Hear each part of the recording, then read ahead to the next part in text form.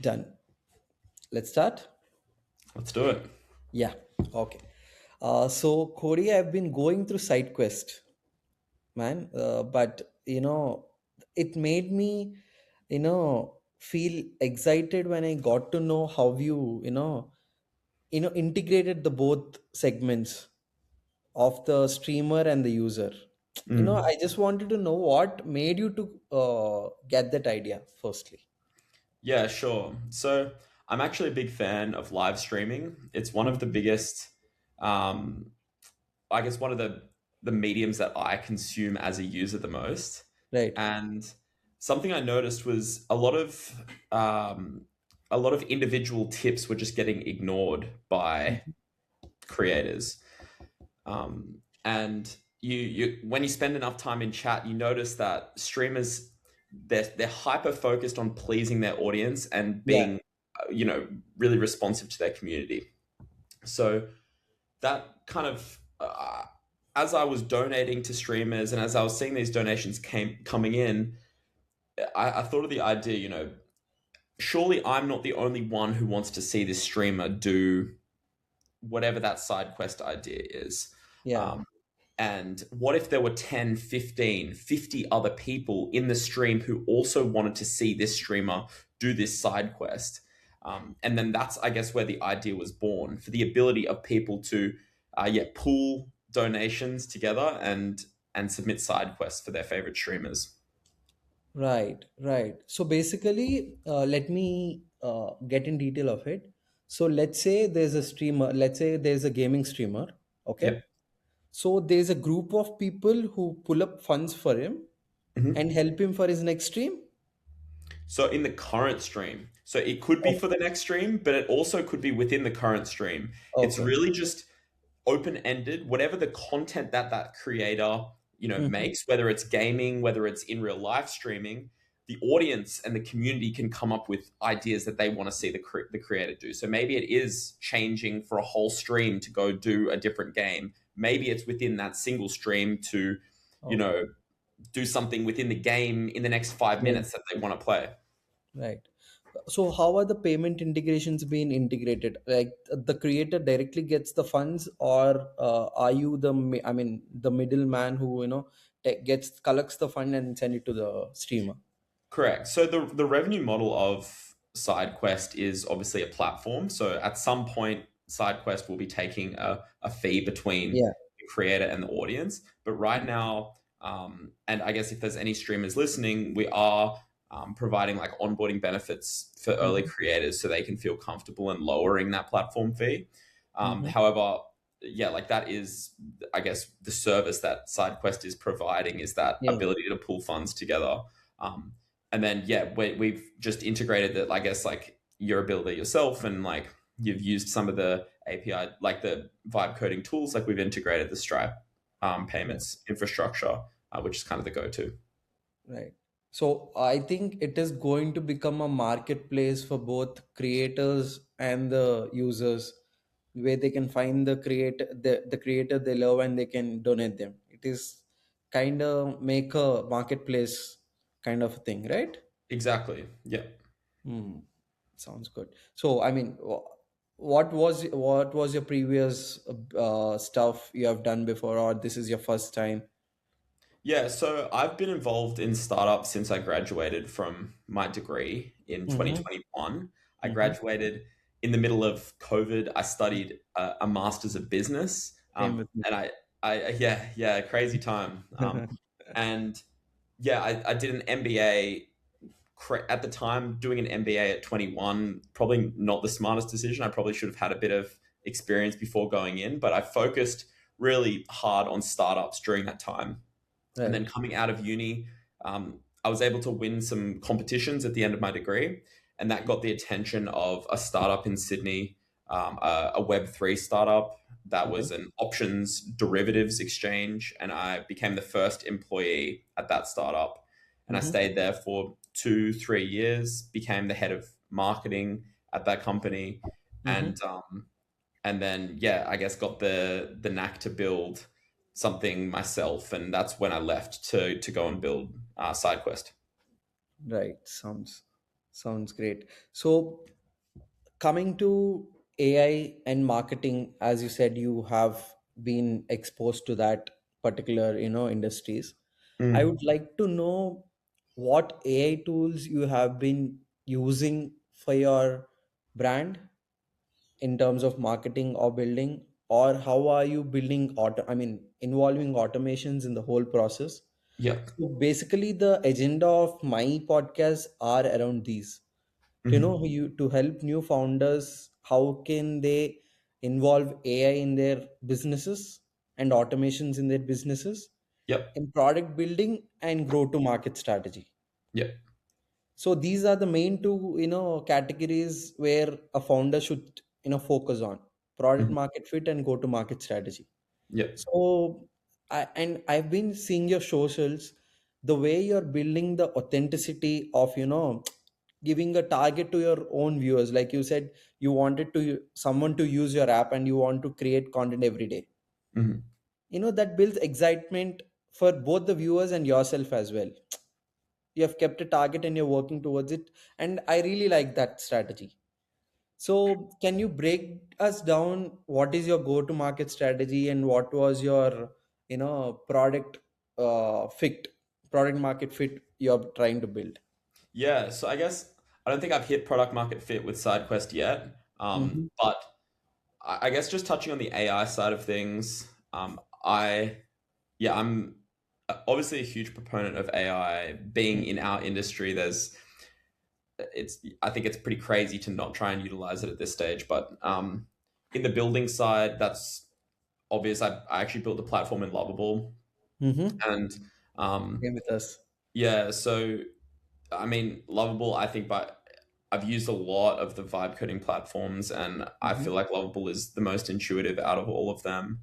Right. The building side of things, that's one rabbit hole, but I'm actually really excited about the marketing side as Right. well. And I think what the marketing, like what I'm feeling with the Build with Cody account Mm-hmm. right now. Like, so in the past, I've done AI videos and lots of different things like that. But with the Build with Cody account, what AI is helping me do is personalize at scale Mm-hmm. and doing that using ManyChat.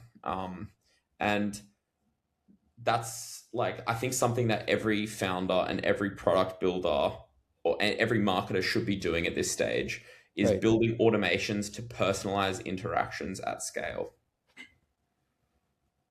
Yeah. I mean, that is what it had made easy for us with Mhm. AI. Yes. Nice. Yeah. Are you into AI cloning videos to get more reach, or what do you think of cloning of, your own personal face and building a page on it? I'm not opposed to it. I've done it a lot in the past. I Mm-hmm. don't think the models are there yet to cross the uncanny valley. Um, Right. but I think for comedy purposes, it does work, and it Mm. does. Um, and I think one area which is really interesting for me for B roll, for AI specifically, is B roll. So Mm-hmm. some of the content that has gone well for me has been talking to the camera, and I don't think that that can be replicated super well with AI right now. Mm. However, having B roll Mm-hmm. that is on brand for me using AI video and clone Mm-hmm. is something I would 100% be interested in to looking into, because that's not me talking to the camera, the way my face moves and my expressions. It's really just like me doing things. And I think the video models are actually almost there to be able to replicate that in a way that's you can't even notice that it's AI. Right. What is your best video? I mean, what is the best reach you have got through a video, and what was it in the video? Yeah. And you did you expect that it is going to reach, or what was the, surprise element in that? Yeah, so the best video for me so far in this journey. So I've had big videos in the past on different accounts and doing stuff for my brand, but for this account, the Build with Cody account, my best video is has just passed 250,000 views on Reels. It's not massive for Reels Mm-hmm. by any means, but it converted to a few thousand followers for me, and Um, I guess what I was experimenting for pretty much 2 weeks before Mm, hitting that video, and then now I'm consistently getting more reach with my posts, and the most recent one that's going well is actually a carousel. mm-hmm. And I just crossed 2,000 likes and I posted it yesterday. So I just feel that my account is now reaching the right audience thanks to the algorithm Right, from that first video. So it was like 2 weeks of grind of like really no videos. I got like one good kind of video that reached was fed to like more people by the algorithm. Then now, yeah, I'm kind of I think Instagram is understanding what audience to feed my content to, and then now I'm just going to be creating until I hopefully hit that million view, 2 million view video. right. What was the content? What is the actual content that was in the video which hit 250K views? So it was um, a comparison of what 10 users actually looks like in real life. So when you get 10 users, and that's 10 Right, real the video, people. 10 users, 50 users, and 100 users. Yeah, yeah, and 1,000 users. So Yeah, a yeah, thousand users is like pretty much a concert stadium. 100 right, users is like a really full university lecture, and then kind of right, working upwards. And I think people were, yeah, the reason it worked is because people don't often think about it in that frame of, wow, I have 15 users, but that's like 15 real people, and that's enough to fill a restaurant, for example. right. If you're hosting a house party and your living room is completely filled with those 15 people. Exactly. Yeah, exactly. Yeah. So I'll tell you what I've been doing a while till now. Mhm. So I've done my master's in marketing from Paris, from Toulouse Business School. So since then I've started my marketing agency called as Wittelsbach.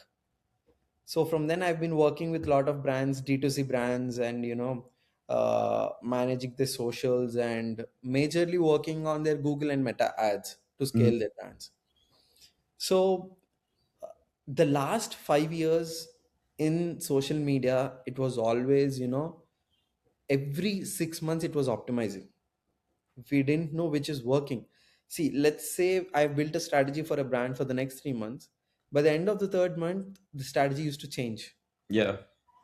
I had to completely change the strategy and again work on it. So I think today's world, a founder-led brand brings you more reach than a agency managing your social. That is my perspective. I mean, if anybody, and now we have completely stopped working on the social media side of to our clients and Mm. working on only Meta and Google ads. Mm. That is where we have built an AI tool, and I'll come back to that. But what do you think about it? A founder-led brand to reach Yeah. audience. Somebody told me a lot of conversations have been opening up recently with this social traction. Someone told me last week. They said, look through who you follow on social media. Like, look through who you're following on Instagram, Hmm. and most of the time it's people, and it's very rarely brands. Maybe Right. the odd fashion brand because you want to see the latest launches and stuff, but for products that I use every single day, tech products, I'm not following their brand Instagram because it's pretty stale content normally. It's not super personal, but I Hmm. do follow the founders because the founders are funny, the founders have a good story.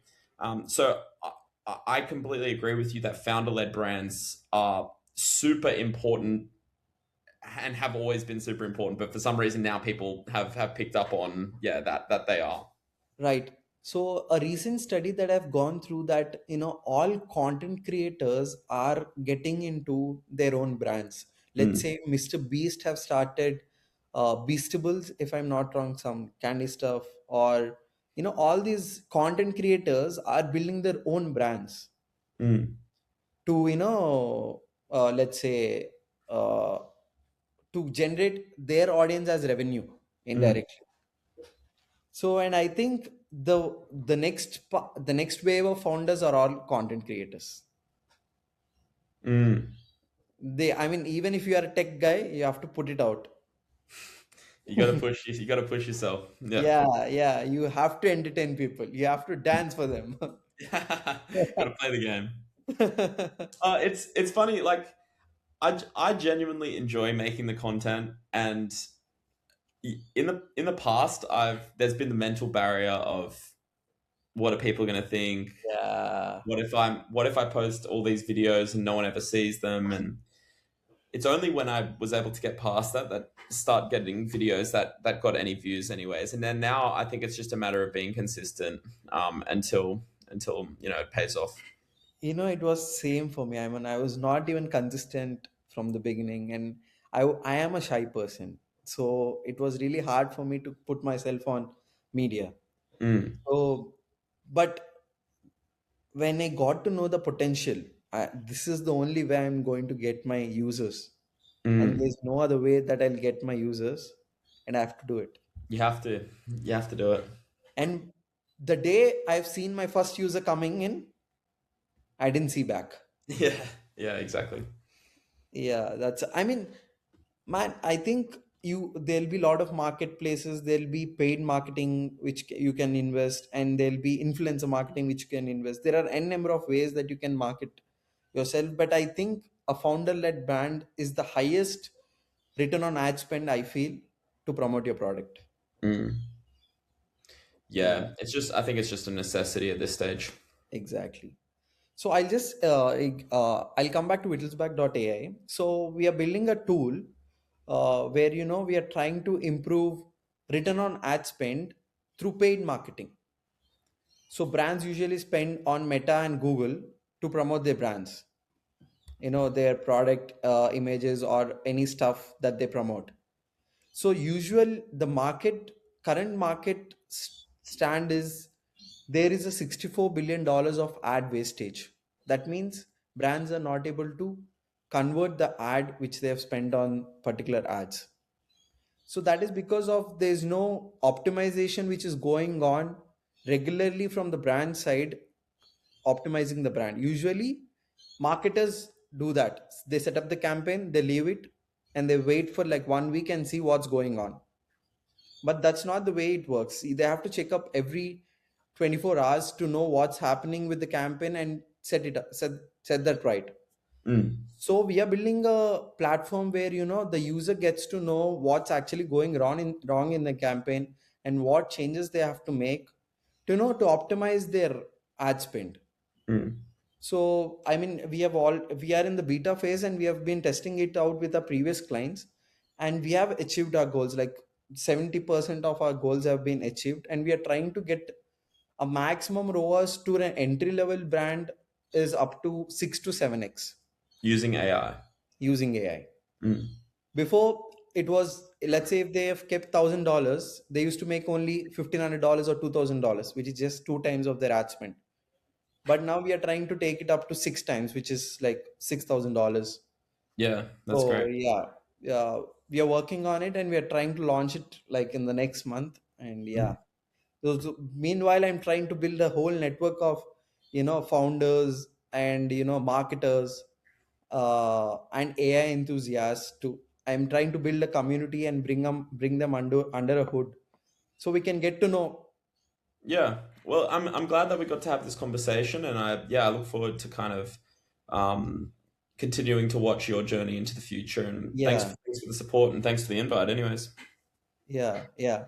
So the main, and also I would like to end this on a note that, see, the reason why I'm trying to build a community is that AI is changing every day, and we have to know what's going. See, you might find a new technique, and I might find a new technique.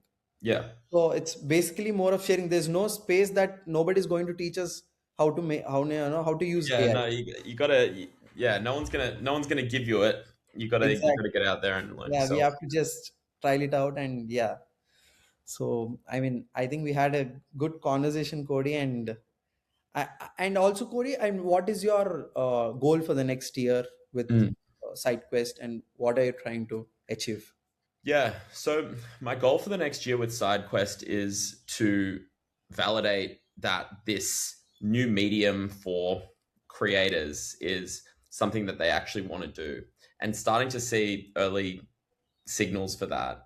And Mhm. I know that when that is validated, creators are going to start wanting to use the platform. And the good thing about SideQuest is that it has inbuilt viral loops. So as soon as a creator wants to or starts finding interest in side quest and pushes it to their audience, Hmm. immediately you're attracting all of the users within their audience. Right. So it's really just getting over the line of kind of moving from reaching out to creators to them actually seeing other Right. creators on the platform using side quest, and then hopefully then we get some really nice organic growth. Yeah, I've seen them directly tagging them in their bios and all of that. I've seen Yeah, that. exactly. I mean, yeah, that is more, that is the best organic, say that you have found a product which is really solving a problem. Yeah, I mean that's the dream, right? Yeah, that's the dream. Thanks for your time, man, and hope we'll get back again, reaching your goals, and I'll see you soon. Yeah, it was great to meet you. Thanks so much for the time, and it Thank, was good to chat. thank you, man. I'll see you. Bye. Bye.